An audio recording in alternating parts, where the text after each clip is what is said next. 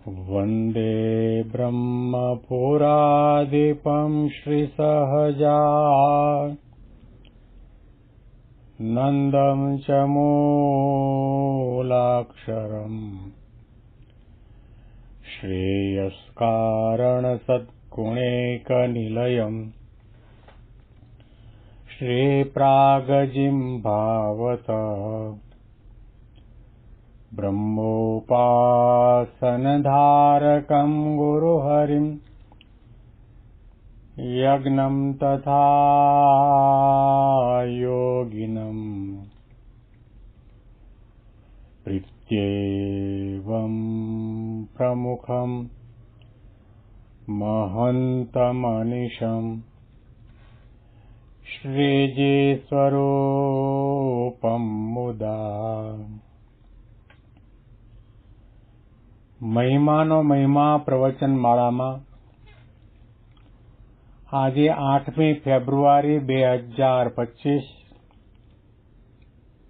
શનિવાર અને એકાદશીના પરમ પવિત્ર દિવસે તમામ સંતો હરિભક્તોને મારા સાષ્ટાંગ પ્રણામ. જય સ્વામિનારાયણ. હેપી વચનામૃત દ્વિશતાબ્દી મહોત્સવ. હેપી પ્રમુખ સ્વામી મહારાજ શતાબ્દી મહોત્સવ. 16 સાધનનું વચનામૃત આપણે સાંભળી રહ્યા છીએ. શ્રીજી મહારાજ આ વચનામૃતમાં બતાવે છે કે તમારે જો ભગવાનની સેવામાં અક્ષરધામમાં રહેવું હોય તો એના માટેના એની પ્રાપ્તિ માટેના 16 સાધનો છે. ત્યારે શ્રીજી મહારાજ બોલ્યા, જે શ્રદ્ધા, સ્વધર્મ, વૈરાગ્ય, સર્વ પ્રકારે ઇન્દ્રિયોનો નિગ્રહ, અહિંસા, બ્રહ્મચર્ય, સાધુનો સમાગમ, આત્મનિષ્ઠા, મહાત્મ જ્ઞાને યુક્ત એવી જે ભગવાનની નિશ્ચળ ભક્તિ, 8 સાધનો મહારાજે જે કહ્યા એના ઉપર આપણે સમજવાનો પ્રયત્ન કર્યો. હવે 9મું સાધન મહારાજ બતાવે છે કે મહાત્મ જ્ઞાને યુક્ત એવી જે ભગવાનની નિશ્ચળ ભક્તિ બતાવી, પણ એની અંદર મહારાજે 3 વિશેષણો લગાડ્યા છે. ભક્તિ કેવી? મહિમા સહિતની, પહેલું વિશેષણ. ભક્તિ કેવી? જ્ઞાન સહિતની, બીજું વિશેષણ. ભક્તિ કેવી? નિશ્ચળ, આ ત્રીજું વિશેષણ. ભગવાનના ભક્તને ભગવાનની સેવામાં રહેવા માટે આ અતિ અગત્યનો મુદ્દો મહારાજે બતાવ્યો છે. અને આ જે સાધન છે એની અંદર ઉપાસના પણ આવી, જ્ઞાન પણ આવ્યું, મહિમા પણ આવ્યો, ભગવાનના વિશેનો પ્રેમ પણ આવ્યો, દાસત્વ ભાવ પણ આવ્યો, નિર્માનીપણું પણ આવ્યું, સમજણ પણ આવી, દેહભાવના ત્યાગની વાત પણ આવી. મહાત્મ જ્ઞાને યુક્ત એવી જે ભગવાનની નિશ્ચળ ભક્તિ, આ જ ભક્તિ આપણે અક્ષરધામમાં મહારાજના ચરણકમળમાં બેસીને કરવાની છે. પરંતુ અહીંયા આગળ સાધક અવસ્થાની અંદર ભગવાનનો મહિમા જ્યાં સુધી ન સમજાય ત્યાં સુધી ભક્તિ ન થાય. ભક્તિ એટલે ભગવાનના વિશે પ્રેમ, ભક્તિ એટલે ભગવાનનું અખંડ ચિંતન, ભક્તિ એટલે ભગવાનની સેવા, ભક્તિ એટલે ભગવાનના ગુણગાન ગાવા, ભક્તિ એટલે ભગવાનના ગુણગાન સાંભળવા, ભક્તિ એટલે ભગવાનના ગુણગાન સર્વત્ર કહેતા ફરવું. આવી પ્રકારનું ભક્તિ આપણા જીવનમાં આવે ક્યારે? કે ભગવાનનો જેમ છે તેમ મહિમા સમજાય ત્યારે. અને મહિમા સમજાયા પછી એ ભક્તિ આપણી અખંડ બને ક્યારે?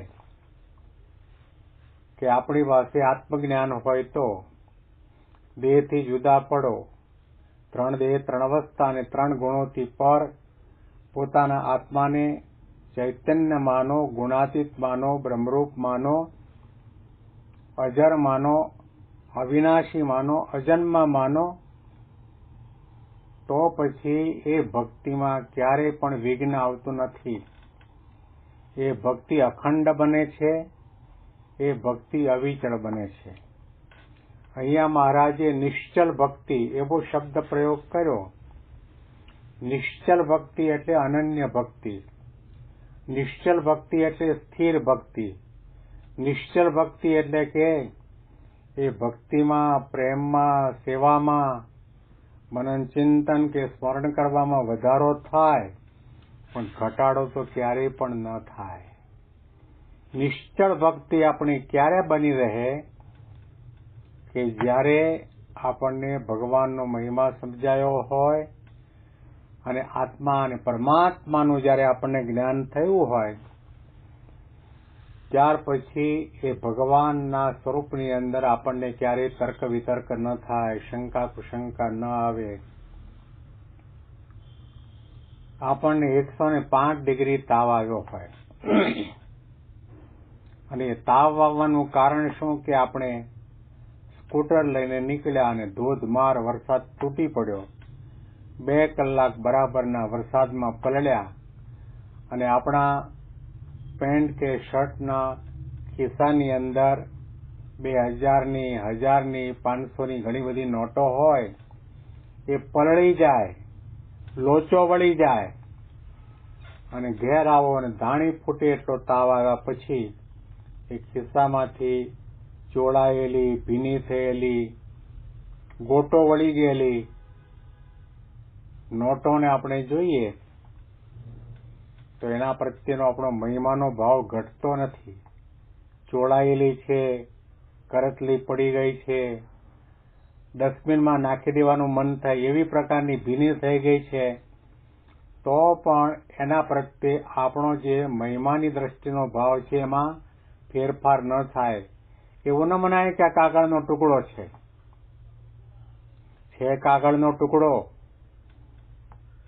અને ભીની થઈ છે, ચોળાઈ ગઈ છે, રગદોળાઈ ગઈ છે, તો પણ તાવ આવ્યો છે, માથું દુખે છે, પેટમાં દુખે છે, પથારીવશ છીએ, ભૂખ લાગી છે, ઊંઘ આવે છે, તો પણ એ 1000-2000 રૂપિયાની ચોળાયેલી નોટની અંદર આપણને ફેરફાર થતો નથી, મહિમામાં ફેરફાર નથી થતો. એવો ભાવ નથી થતો કે આ કાગળનો ટુકડો છે, લાવો ફેંકી દઈએ. એમ શ્રીજી મહારાજ કહે છે કે આપણે ભક્તિ કરીએ છીએ, સેવા કરીએ છીએ, દર્શન કરીએ છીએ, વાતો કરીએ છીએ, સાંભળીએ છીએ, કંઈ પણ નાની મોટી આધ્યાત્મિક ક્રિયા કરીએ છીએ, એમાં મહિમા છે, એકડો છે. શ્રીજી મહારાજે કહ્યું કે મહિમા વગરની ભક્તિ મીઠા વગરના શાક જેવી છે. સારામાં સારી ક્વોલિટીનું શાક બજારમાંથી લાવ્યા, કૂણું કૂણું લઈ આવ્યા, વ્યવસ્થિત રીતે સુધાર્યું, ઘીમાં વઘાર કર્યો, ગાયની ઘીનો વઘાર, તેજાના નાખ્યા, લવિંગ, એલાયચી, તજ વગેરે નાખ્યા, મીઠો લીમડો પણ નાખ્યો, રાઈ જીરું પણ નાખ્યા, મરચું મીઠું પણ નાખ્યા, મીઠું ન નાખ્યું, આદું નાખ્યું. આ બધું નાખ્યા પછી પણ આપણે ખાવા જઈએ તો એનો સ્વાદ ના આવે, કારણ કે મીઠું નથી. મહારાજે કહ્યું સ્વાદ મધ્ય મીઠું. એમ આધ્યાત્મિક માર્ગમાં કોઈ પણ સાધનાના પાયામાં મહિમાનું મીઠું ન હોય તો ભગવાનનો આનંદ ના આવે, ભક્તિનો આનંદ ના આવે, સેવા દર્શનનો આનંદ ના આવે. મહંત સ્વામી મહારાજ એટલા માટે તો આપણને કહે છે, અને ગુણાતીતાનંદ સ્વામીએ પણ આપણને કહ્યું, ભગવાન અને ભગવાનના સાધુના મહિમાની વાતો નિરંતર કરવી અને સાંભળવી. એને કરીને જીવ બળ્યો થાય છે, દુર્બળપણું મટી જાય છે, હતાશા, નિરાશા અજંપો અશાંતિ કરોડો માઇલ દૂર ભાગી જાય. મહિમાનો વિચાર કરીએ તો આપણને એટલા માટે બેસતા વર્ષના પત્રમાં આશીર્વાદમાં મહંત સ્વામી યાદ લખ્યું, 24 કલાકના સમયની અંદર 15 મિનિટનો સમય કાઢી આંખો બંધ કરી પ્રાપ્તિના મહિમાનો વિચાર કરો. પ્રાપ્તિ થઈ છે અને પ્રતીતિમાં પરિવર્તિત કરવાની છે. તો જ આપણને કેફ રહેશે, મસ્તી રહેશે, આનંદ રહેશે, અશાંતિ ઉદ્વેગ ક્યારે પણ નહીં આવે, મન પાછું નહીં પડે, નિયમ ધર્મમાં, સેવામાં, સત્સંગમાં ક્યારેય પણ મોડપ નહીં આવે. તો શ્રીજી મહારાજ આપણને કહે છે કે તમારે ભગવાનની ભક્તિ અને ભગવાનની સેવામાં રહેવું છે, તો એના માટે તમારે આ વિચાર કરવો અનિવાર્ય છે. એકાદશીનો પરમ પવિત્ર દિવસ છે. તમામ સંતો હરિભક્તોને આપણે સાષ્ટાંગ પ્રણામ કરીએ છીએ. આગળના મહિમાની વાતો આપણે આવતીકાલના પ્રવચનમાં સાંભળીશું. તમામ સંતો હરિભક્તોને હેપી એકાદશી. જય સ્વામિનારાયણ.